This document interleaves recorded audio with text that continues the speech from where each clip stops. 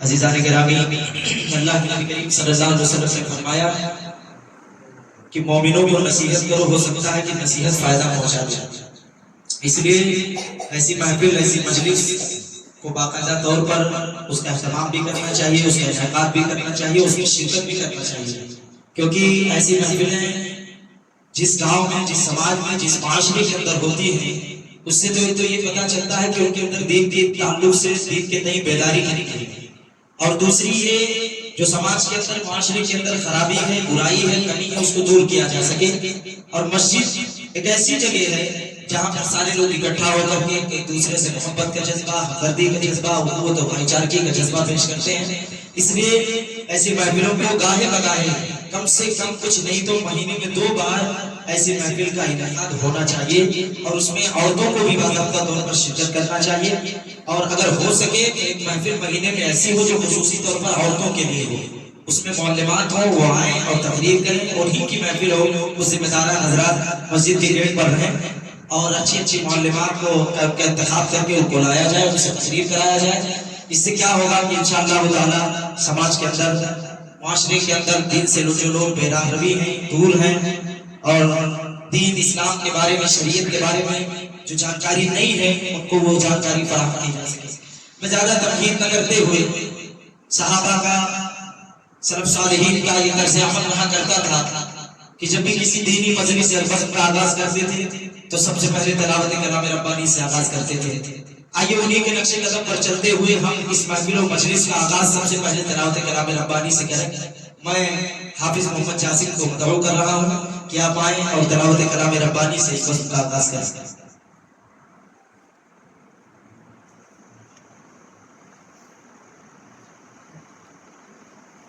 السلام علیکم ورحمۃ اللہ وبرکاتہ۔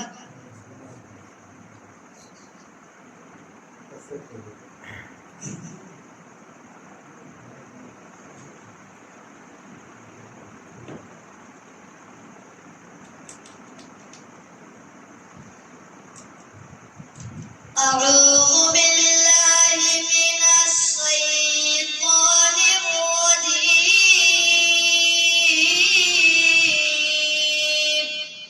بسم اللہ الرحمن الرحیم، والتین والزیتون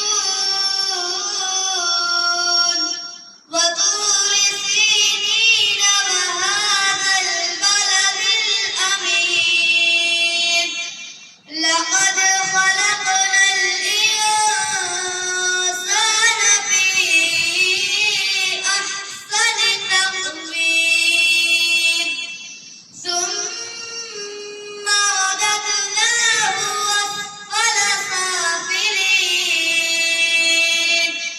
إلا الذين آمنوا وعملوا الصالحات فلهم أجر غير ممنون، فما يكذبك بعد بالدين، أليس الله بأحكم الحاكمين۔ السلام علیکم۔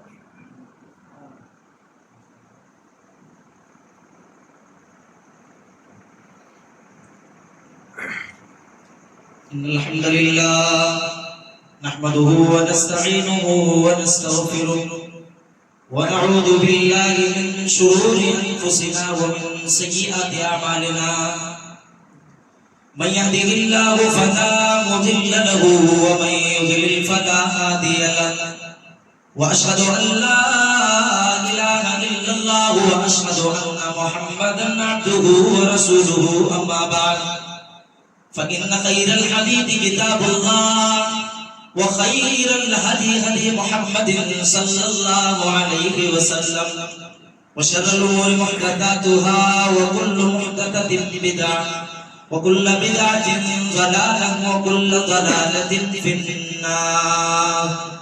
أعوذ بالله السميع العليم من الشيطان الرجيم، بسم الله الرحمن الرحيم، یا بنی لا تشرک باللہ ان الشرک لظلم عظیم.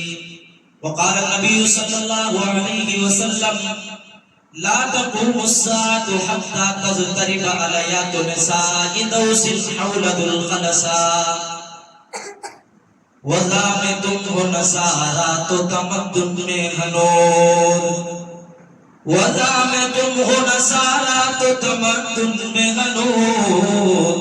یہ مسلمان ہیں جنہیں دیکھ کے شرمائے یہود. قابل ذکر بزرگوں، نوجوان ساتھیوں، عزیز پیارے بچوں اور عزت دار ماں اور بہنوں، سب سے پہلے اللہ رب العالمین کی تعریف، توصیف، حمد و ثنا، بڑائی و بزرگی، کبریائی اس اللہ جل جلالہ کے لیے لائق و زیبا ہے جو تنی تنہا اس پوری دنیا کا خالق، مالک، رازق، حاکم، مدبر، مصور، پالنہار، پالنے والا، رچیتا اور اس پوری کائنات کا رچانے سجانے بسانے والا ہے.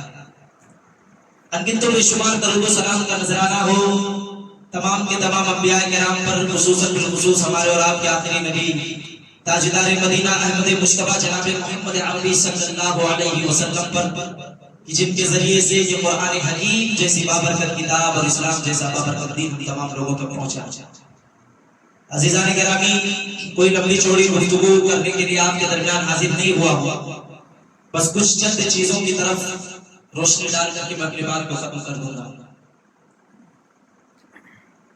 سوال یہ ہے کہ اللہ کسی قوم کے اوپر عذاب کیوں نازل کرتا ہے؟ کسی قوم کو اللہ رب العالمین آزمائش میں کیوں ڈالتا ہے؟ آج ہم اپنی زبان سے یہ الفاظ، یہ کلمات نکالتے ہیں کہ آج ہم ستائے جا رہے ہیں، ہم مارے جا رہے ہیں، ہم پریشان ہیں، ہم ارجحار جاری سے گھرے ہوئے ہیں. سوال کا جواب ہمیں خود ڈھونڈنا ہے کہ یہ جو پریشانی ہے، یہ جو تکلیف ہے، یہ جو دقت ہے، یہ مصیبت ہر جہار جانب سے جو ہے، اس کا ریزن کیا ہے، سبب کیا ہے، کیوں ہم کو یہ مصیبت، یہ پریشانی لاحق ہے، گھرے ہوئے. جب ہم مشاہدہ کرتے ہیں اپنے سماج کا، اپنے معاشرے کا، اپنے گاؤں کا، اور کوشش کرتے ہیں اس سوال کے جواب کو ڈھونڈنے کے لیے، تو ہمیں بے شمار سوالات ہمارے ذہن میں ہمارے سماج اور معاشرے کو دیکھ کر کے اور پیدا ہو جاتے ہیں. اگر ہم نکلیں اپنے سماج کا دورہ کرنے کے لیے، اپنے معاشرے کا دورہ کرنے کے لیے، کہ کیا یہ وہی امت ہے جس کے تعلق سے اللہ کے نبی کریم صلی اللہ علیہ وسلم نے، اللہ رب العالمین نے خود کہا تھا کنتم خیر امت اخرجت للناس، کہ لوگوں تم اس روئے زمین پر سب سے بہترین امت ہو، تم سے اچھی امت آج تک اس دنیا کے اندر اس روئے زمین پر کوئی نہیں آئی ہے.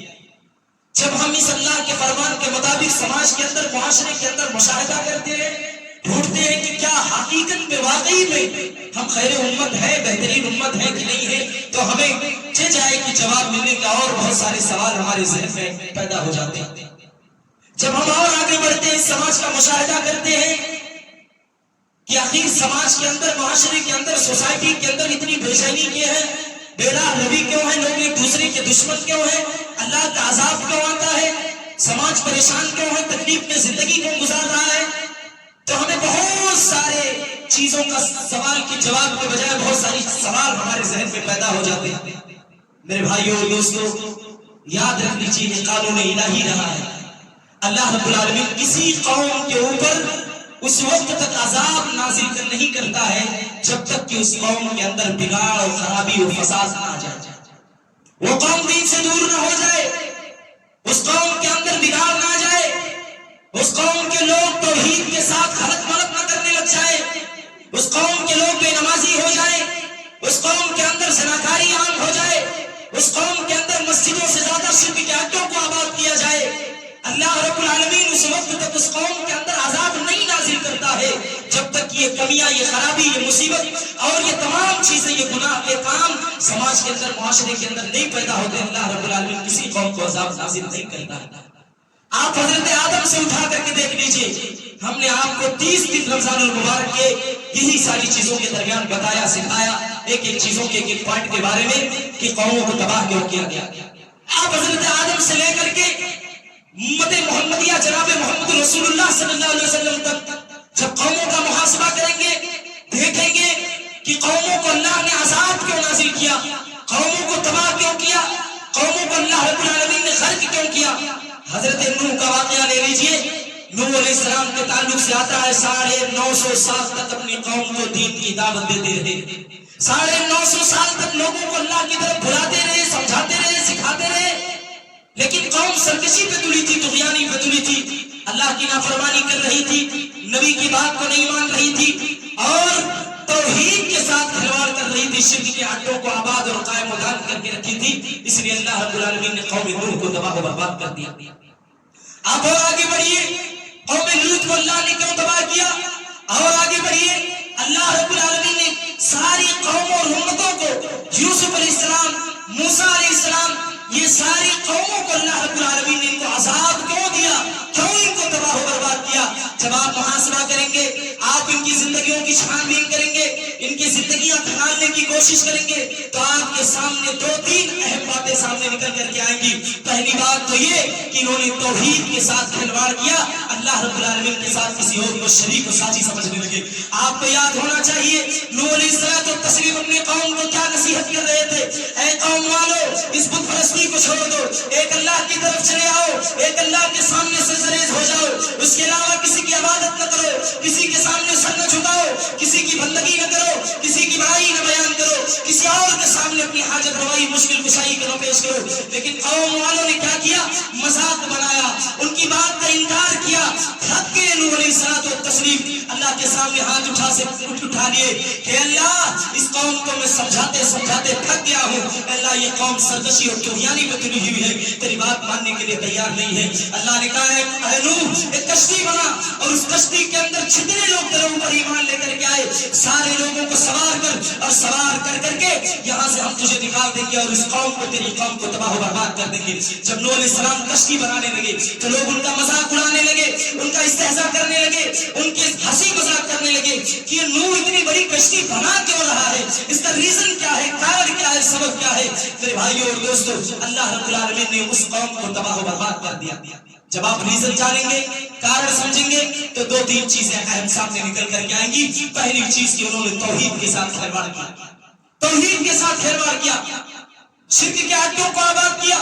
دوسری چیز اپنی نبیوں کی باتوں کو نہیں مانا، ان کی بات کا انکار کیا اور اپنی منمانی کرتے رہے۔ گویا پتہ یہ چلا توحید اور نبی اکرم صلی اللہ علیہ وسلم کے آگے نبی کی بات آ گئی، نبی کی سنت آ گئی، نبی کا طریقہ آ گیا، چاہے وہ حاجی ہو، نمازی ہو، بہت بڑے عالم ہو، بہت بڑے عالم ہو، اگر نبی کی بات آ گئی تو ہمیں آمنا وصدقنا ان کی بات کو قبول کرنا ہے، نہ کہ ان کے خلاف ورزی کرتے ہوئے حدیث کے خلاف ورزی اور نبی اکرم صلی اللہ علیہ وسلم کی خلاف ورزی کرنی ہے۔ یاد رکھ لیجئے یہ قوموں کی تباہی اور بربادی کا سب سے اہم اور سب سے بڑا سبب ہے۔ پہلا سبب یہ ہے کہ توحید کے ساتھ ہمیں کھلواڑ نہیں کرنا ہے۔ آج جب ہم اپنے سماج کا مشاہدہ کرتے ہیں، اپنے معاشرے کا مشاہدہ کرتے ہیں صاحب، بعض مسجدیں ہماری ویران ہیں، مزارات آباد ہیں، مسجدیں ویران ہیں، مزارات آباد ہیں، جہاں ہمارا ماتھا جھکنا چاہیے، جہاں ہمارے سر کو جھکا کر کے اللہ کے سامنے حاجت روائی، مشکل کشائی اور اپنی ضروریات کو پورا کرنے کے لیے اللہ سے سوال کرنا چاہیے۔ آج سماج نے، معاشرے نے اس در کو چھوڑ کر کے کسی اور در کے سوالی بن بیٹھے۔ آج اللہ رب العالمین نے ہم کو بیٹی نہ دیا، بیٹا نہ دیا، تو لوگ اللہ کے در کو چھوڑ کر کے کسی اور کے در کے سوالی بنے بیٹھے ہوئے ہیں۔ اللہ رب العالمین کی ذات کے ساتھ شرک کرنے پہ لوگ تلے ہوئے ہیں۔ میرے بھائیو اور دوستو، آپ کو میں بتا دوں اور میں نے ذکر بھی کیا تھا یہ واقعہ تفصیلاً کہ اللہ رب العالمین زکریا علیہ السلام جن کی عورت باج ہو گئی تھی جن کی بیوی، جب انہیں اللہ رب العالمین ان کی باج بیوی سے اولاد دے سکتا ہے، بیٹا دے سکتا ہے یحییٰ علیہ السلام کی شکل میں، میرے بھائیو اور دوستو یاد رکھ لیجئے وہ اللہ رب العالمین ہمیں بیٹی بیٹا کیوں نہیں دے سکتا؟ یہ سارے سوال ہیں جس کا جواب ہمیں پتا ہونا چاہیے۔ یہ بہت سارے سوال ہمارے ذہن میں اٹھتے ہیں کہ آج ہم اللہ رب العالمین سے مانگ کر کے تھک گئے ہیں، ہم اللہ رب العالمین کے بارگاہ میں آ کر کے اللہ سے سوال کر کے اللہ کے سجدہ کر کے تھک کے اللہ ہمیں بیٹا نہیں دے رہا ہے. نہیں میرے بھائی اور دوستو, اللہ کی ذات سے ہمیں نا امید نہیں ہونا چاہیے. یاد رکھ لیجئے, جو اللہ ان انبیاء کو ان کی باج بیویوں سے بیٹا دے سکتا ہے, بیٹی دے سکتا ہے, اس ضعیفی کی عمر میں, اس کمزوری کی عمر میں, وہ اللہ رب العالمین ہمیں بیٹی بیٹا کیوں نہیں دے سکتا ہے؟ یہ سوال ہمارے ذہن میں اٹھتے ہیں جس کا جواب ہمیں خود تلاش کرنا ہے اور خود ڈھونڈنا ہے. میرے بھائیوں اور دوستو, یہ توحید, اس کے ساتھ اگر کھلواڑ کیا جائے گا, توحید کے ساتھ اگر کھلواڑ کیا جائے گا, یاد رکھ لیجیے اللہ رب العالمین کا عذاب برحق ہے. اور اللہ رب العالمین ایسی قوم کو تباہ و برباد کر کے ہی چھوڑے گا جس قوم کے اندر توحید اور شرک کو خلط ملط کر دیا گیا, ملا دیا گیا. اللہ کے نبی نے یہاں تک کہہ دیا, لا تقوم الساعة حتى تضطرب عليات النساء دوس حولة الخلصاء. اے لوگوں, قیامت اس وقت تک قائم نہیں ہوگی.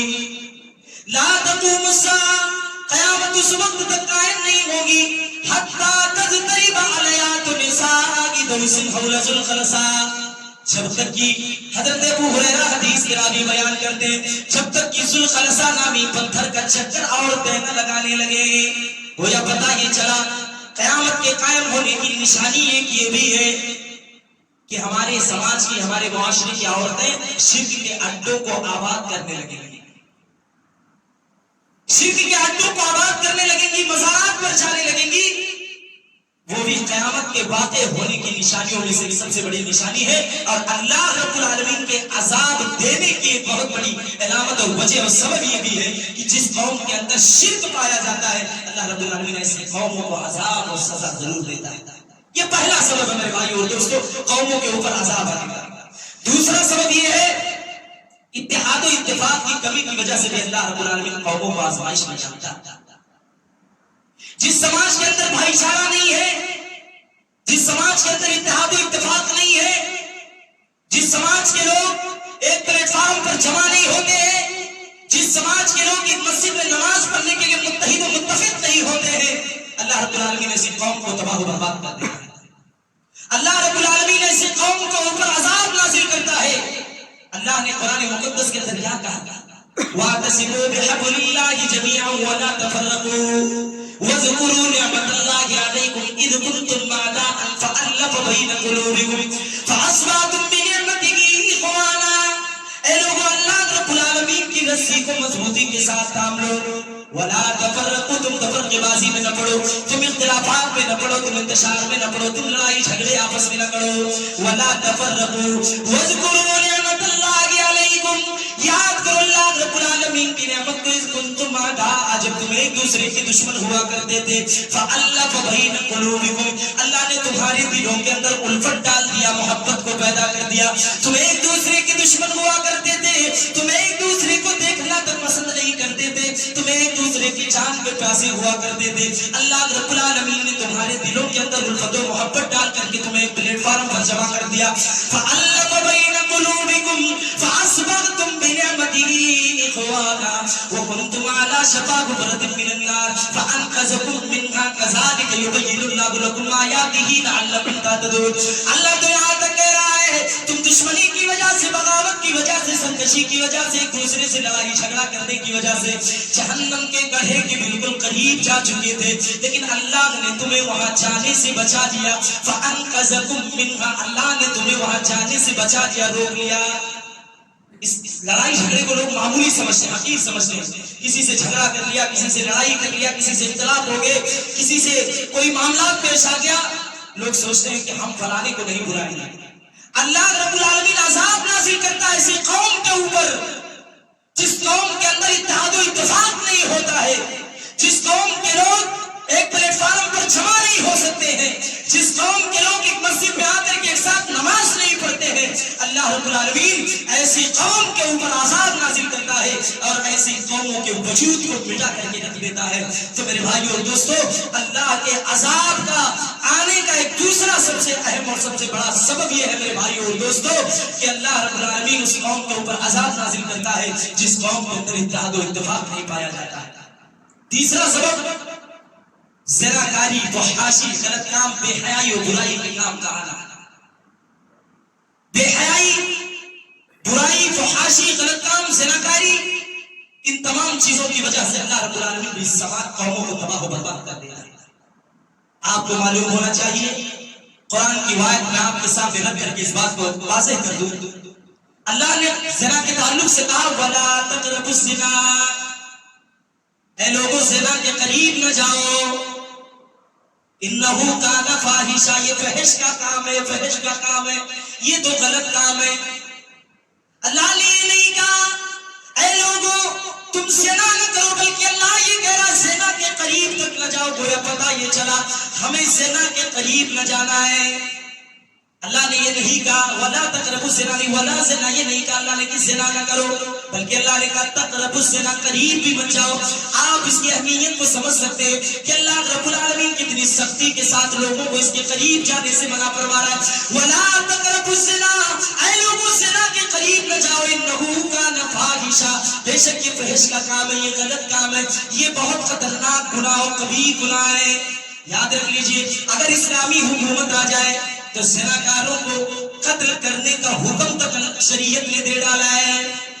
شریعت نے کہا ہے کہ ایسے لوگ الزانیۃ والزانی فجلدوا کل واحد منہما مئۃ جلدہ ولا تأخذکم بہما رأفۃ فی دین اللہ، زناکار مرد و زناکار عورت اگر دونوں نابالغ ہیں تو ان کو 100 کوڑے مارے جائیں گے، لیکن اگر شادی شدہ مرد شادی شدہ عورت دونوں زناکاری کا ارتکاب کرتے ہیں تو ان کو سماج کے اندر لے جا کر کے کہیں سنگسار کر دیا جائے، ان کے اوپر پتھریں برسائی جائے، ان کو پتھروں سے مار مار کر کے ہلا کو برباد کر دیا جائے۔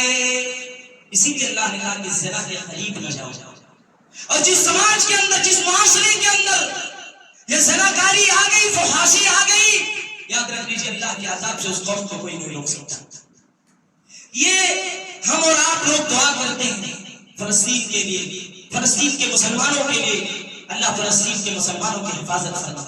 میرے بھائیوں اور دوستوں بڑا برا حال وہاں کا ہے، ہمیں خصوصی طور پر ان کے لیے دعا بھی کرنی چاہیے، ساتھ ہی ساتھ پورے امت اور پورے مسلمانوں کے لیے ہم اور آپ لوگوں کو دعا کرنی چاہیے۔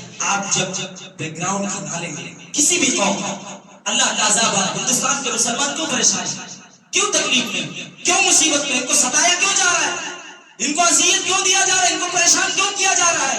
جب آپ اس کی تہ تک جانے کی کوشش کریں گے، اس کے تہ کو کھنالنے کی کوشش کریں گے، آپ کو پتا چلے گا میرے بھائیوں اور دوستوں کہ اسی ہندوستان کے اندر، اسی ملک ہندوستان کے اندر بہت ساری برائیاں، بے حیائیاں، فحش کے کام، غلط کے کام، کیا ہمارے ہندوستان کے اندر زناکاری نہیں پائی جاتی ہے؟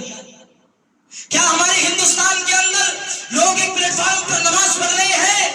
کیا اس ہندوستان کے اندر توحید کے اڈے، شرک کے اڈوں کو آباد نہیں کیا جا رہا ہے؟ کیا اس ہندوستان کے اندر شرک کے اڈوں کو آباد نہیں کیا جا رہا ہے؟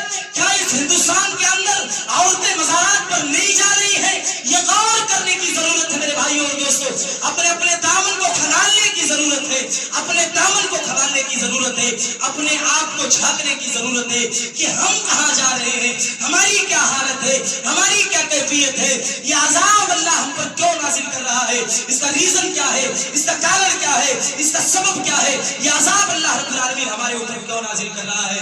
یاد رکھ لیجئے میرے بھائیوں اور دوستوں، اگر سب سے بہترین دور کوئی تھا تو یہ مسلمانوں محمد رسول اللہ صلی اللہ علیہ وسلم کا دور تھا۔ جب تک محمد عربی اس دنیا کے اندر حیات تھے وہ دور سب سے اچھا دور تھا، لیکن اس دور کے اندر جنگیں لڑی گئی، اس جنگ میں نبی کی خلاف ورزی کی گئی، اللہ نے اس جنگ کو میرے بھائیوں اور دوستوں فتح کے بدلے اس کو شکست میں بدل دیا۔ یہ اس بات کی دلیل ہے نبی کی خلاف ورزی کی جائے گی، شریعت کی خلاف ورزی کی جائے گی، اللہ کا عذاب پر حق ہے، اللہ کا عذاب آ کر کے رہے گا اور قوموں کو اللہ رب العالمین تباہ و برباد کر کے رہے گا۔ اس لیے میرے بھائیوں اور دوستوں حالات کا رونا مت روئیے، حالات کا رونا مت روئیے کہ لوگ ہمیں پریشان کر رہے ہیں۔ غیر تو یہاں تک کہہ رہے ہیں صاحب کہ یہ کیسے مسلمان ہیں، غیر تو یہاں تک کہہ رہے ہیں یہ کیسے مسلمان ہیں۔ ایک کوئی آدمی جو تھا ڈریم 11 پر 3 کروڑ روپیہ جیت گیا، 3 کروڑ روپیہ جیت گیا، تو کسی نان مسلم نے اس پر کمنٹ کیا، نیچے لکھا کہ جوا، سٹہ بازی اور یہ تمام چیزیں تو اسلام میں حرام ہے۔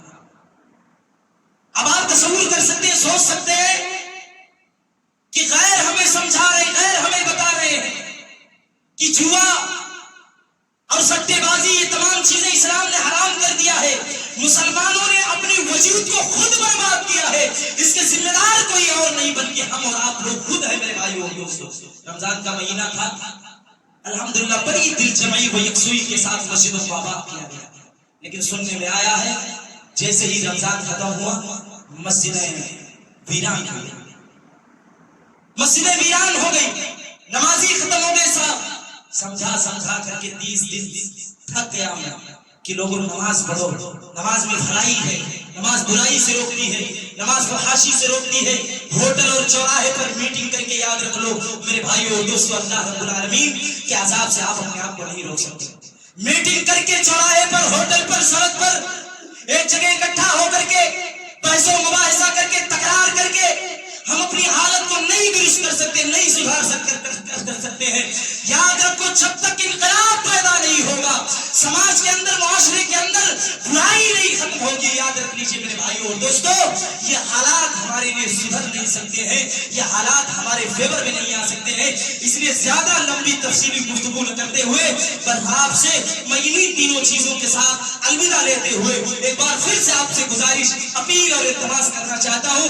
یاد رکھ لیجیے میں نے آپ کو بتایا بھی تھا، ایمان کے ساتھ کبھی کھلواڑ مت کرنا میرے مسلمان بھائیوں، میری ماں اور بہنوں، کبھی ایمان کے ساتھ کھلواڑ مت کرنا. یہ ایمان کی پاور اتنی مضبوط پاور ہے، اگر اس کے ساتھ سودا کر دیے، کھلواڑ کر دیے، نبی اکرم صلی اللہ علیہ وسلم کے سامنے کل قیامت کے دن جب جاؤ گے تو حوض کوثر سے بھی پھٹکارے جاؤ گے اور جہنم تمہارا مقدر بن جائے گی، وہاں سے تم نکالے بھی نہیں جاؤ گے. اس لیے اس ایمان کے ساتھ کھلواڑ مت کیجیے گا، توحید پر رہ کر کے اپنی زندگی گزارنے کی کوشش کیجیے گا. بیٹی مانگنا ہو، بیٹا مانگنا ہو، حاجت روائی، کوئی اور ضرورت ہے، کوئی اور کام ہے، رب کے دربار میں آ کر کے اپنے ماتھے کو رگڑو. انشاءاللہ تعالیٰ آپ کی ہر فریاد، ہر پریشانی، ہر دکھ، ہر مصیبت آپ کی دور ہو سکتی ہے.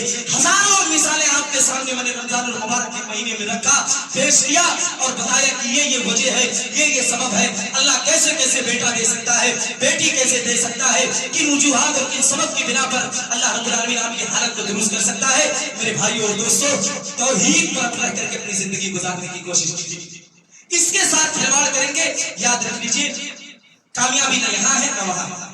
اس لیے جب تک دنیا کے اندر زندہ رہیں تب تک ہمارا یہ عمل رہے کہ ہم توحید پر رہ کر کے اپنی زندگی گزاریں. شرک کے اڈوں کو کبھی آباد کرنے کی کوشش نہ کریں. عقیدے کی اصلاح ہونی بہت ضروری ہے، یاد رکھ لیجیے. اگر عقیدے میں گڑبڑی اور خرابی ہو گئی، دنیا بھی تباہ، آخرت بھی تباہ. زنا کاری کے اڈوں کو بند کیجیے. یہ تمام چیزیں ہمارے سماج کے اندر، ہمارے معاشرے کے اندر بہت زیادہ عروج پر جا رہی ہیں. ماں اور بہنوں کی عصمت کے ساتھ، ان کی عزت کے ساتھ، ان کی عفت کے ساتھ، ان کے مقام و مرتبے کے ساتھ کھلواڑ کرنا بند کیجیے. آئیے یہ عہد کر کے اٹھتے ہیں کہ انشاءاللہ تعالیٰ جتنی بھی باتیں کہی گئی ہیں قرآن حدیث کے حوالے سے انشاءاللہ تعالیٰ اس پر عمل کرنے کی کوشش کی جائے گی. انشاءاللہ اس پر عمل کرنے کی کوشش کی جائے گی. میرے مسلمان ساتھیوں، مسجد کو آباد کرو، مسجد کو آباد کرو، مت ویران کرو. اللہ کی قسم اگر مسجدوں کو ویران کر دو گے تمہارے گھروں سے رب کی رحمت چلی جائے گی. ان مسجدوں کو ویران کر دو گے، اللہ کی قسم یاد رکھ لو، سماج سے، معاشرے سے، سوسائٹی سے رحمت چلی جائے گی اللہ رب العالمین کی. اور اللہ کی مدد اگر آنی بھی ہوگی تو مسجدوں کو ویران کرتے رہو گے. یاد رکھ لیجئے گا، مسجد اگر ویران پڑ گیا، مسجد اگر خالی ہو گیا ہمارا، یاد رکھ لیجئے میرے مسلمان بھائیوں، نہ اللہ کی مدد آ سکتی ہے، نہ اللہ کی رحمت آ سکتی ہے، نہ اللہ رب العالمین کسی اور فیوز اور برکات سے سماج اور معاشرے کو دستیاب کر سکتا ہے. اس لیے کوشش یہ کرو، کوئی بھی کام کرو، کہیں بھی رہو، دنیا کے اندر کسی بھی کام میں مشغول رہو، دنیاوی کام میں مشغول رہو، اپنی ضروریات کو پورا کرو، لیکن مسجد کو ویران نہ کرو. گاہے بگاہے مسجد کے اندر آ کر کے 5 وقت کی نمازیں پڑھنے کی کوشش کرو. انشاءاللہ تعالی ہمارے آدھے سے زیادہ معاملات ویسے ہی اللہ تعالیٰ درست کر دے گا، آدھے سے زیادہ پریشانی کو اللہ رب العالمین ویسے ہی حل کر دے گا. اور چوراہوں پر، سڑکوں پر، ہوٹلوں پر، ٹنکیوں پر، بازاروں پر بات کرنے سے کہ ہم پریشان ہیں، ہم ستائے جا رہے ہیں، ہم تکلیف میں ہیں، ہم مصیبت میں ہیں، ہم پریشانی میں ہیں، یہ ختم ہونے والا نہیں ہے۔ اگر مسلمان ان حالت کو درست کر سکتا ہے، ان حالات کو بدل سکتا ہے، اس میں پھر سے وہ روشنی ڈال سکتا ہے اگر کوئی، تو وہ صرف ہم اور آپ ہیں۔ وہ صرف اور صرف ہمیں مسجدوں سے، اللہ سے، توحید پر رہ کر اپنی زندگی گزارنے سے ہی وہ حالات ہمارے درست ہوں گے۔ اللہ رب العالمین سے دعا ہے مولا کریم کہ ہم تمام لوگوں کو کہنے سننے سے زیادہ اس پر عمل کرنے کی توفیق عطا فرما۔ اللہ رب العالمین سے دعا ہے مولا کریم تو ہم میں سے جو بے نمازی ہیں ان کو نمازی بنا دے، جو رمضان المبارک کے مہینے میں پنجوٹا نماز پڑھتے تھے مولا کریم تو ان کے دلوں کے اندر محبت نماز کی، الفت نماز کی ڈال دے، تاکہ وہ اسی طریقے سے جس طریقے سے رمضان المبارک کے مہینے میں مسجدوں کو انہوں نے آباد کر رکھا تھا، بقیہ دنوں کے اندر بھی اسی طریقے سے آباد کر رکھے۔ مائیں اور بہنیں بھی جس طرح سے دلجمعی کے ساتھ، یکسوئی کے ساتھ تراویح کی نمازوں کا اہتمام کیا، خطبہ جمعہ کا اہتمام کیا، اللہ سے دعا اللہ تعالیٰ ان کے دلوں کے اندر بھی الفت ڈال دے، نماز کی محبت ڈال دے، تاکہ وہ اپنے گھروں کے اندر نماز کی ادائیگی کرے اور جمعہ کے اندر خصوصی طور پر مسجد کے اندر آ کر کے مسجدوں کو آباد کرنے کی کوشش کرے۔ آمین وآخر دعوانا الحمدللہ رب العالمین۔ اس کے بعد فضیلت الشیخ مولانا جمیل احمد صدیقی حفظہ اللہ کو میں آپ کے حوالے کر رہا ہوں کہ آپ آئیں اور ہم سامعین کو اپنے مواعظ میں